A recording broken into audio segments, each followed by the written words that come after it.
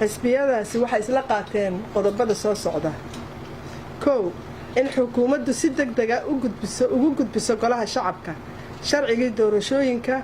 ugu dambeyn bisha May ee bisha dambe ah 2019 si baarlamaanku uu waajibaadkiisa uga gudto oo u doodo loogana soo saaro sharci rasmi ah. xisbiyadu waxay hoosta ka xariiqeen in doorashadu dhacdo waqtigii loogu talagalay iyadoo ku imaanaysa nidaamka axsaabta badan oo ah hal qof hal cod.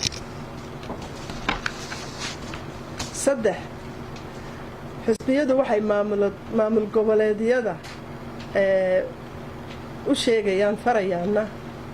inay ogolaadaan in xisbiyadu ka furtaan laamihii uu sharcigu ku waajibiyey xisbiyada oo ku qoran sharciga axsaabta inay ka furtaan gobolada xafiisyadii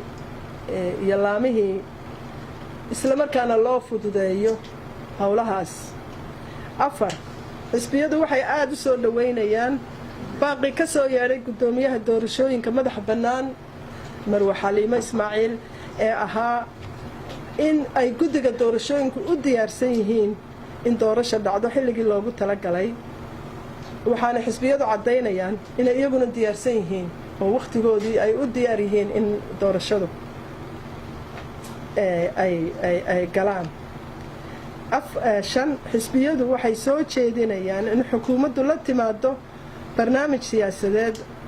amni iyo siyaasadeed oo dhammaystiran oo ku wajahan amniga iyo dhaqaalaha si qaranku uga baxo jahawareerka iyo amni xumada hadda jirta. 6,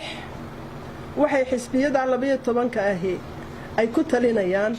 in la dhiso lana xoojiyo ciidan tayo leh oo midaysan isla markaana uu helo xuquuqdiisa oo dhammaystiran si joogto ah. 7, xisbiyadu waxay ku talinayaan si loo helo amni loona sugo nabadgelyada shacbiga Soomaaliyeed in laga faa'iideysto khibradda iyo aqoonta dadka u leh dalka dhex jooga aadna ugu faradhuuban arrimaha amniga iyo difaaca dalka oo looga faa'iideysto waqtigan hadda socda dhibaatooyinka yaala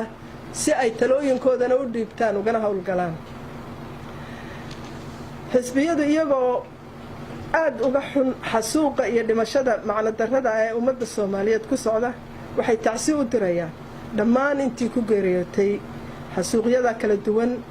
ama qarax ha noqdo ama dil khaas ah ha noqdo iyo wixii la mid ah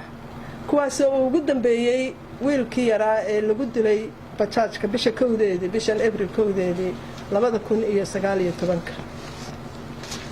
xisbiyadu gabagabadii waxay isugu yimaadeen maanta inay sidoo kale uga mahad celiyaan beesha caalamka garab taagnida ay garab taagan yihiin Soomaaliya doorashooyinkana ay diyaar u yihiin ay kana go'an tahay inay doorasho xor ah oo xalaal ah oo ah hal qof hal cod inay ka dhacdo 2020 dalka taasoo annaguna xisbi ahaan aan u diyaarsanahay guddiga doorashooyinkuna ay u diyaarsan yihiin loona baahnayn in dib loo dhigo ee loo baahaya in waqtigeedii la qabto si dalku uu u hana qaado dimuqraadiyadduna ay socoto. beesha caalamka xisbiyadu waxay ka codsanayaan inay gacan buuxda ka siiso suuragelinta doorashadaas si uu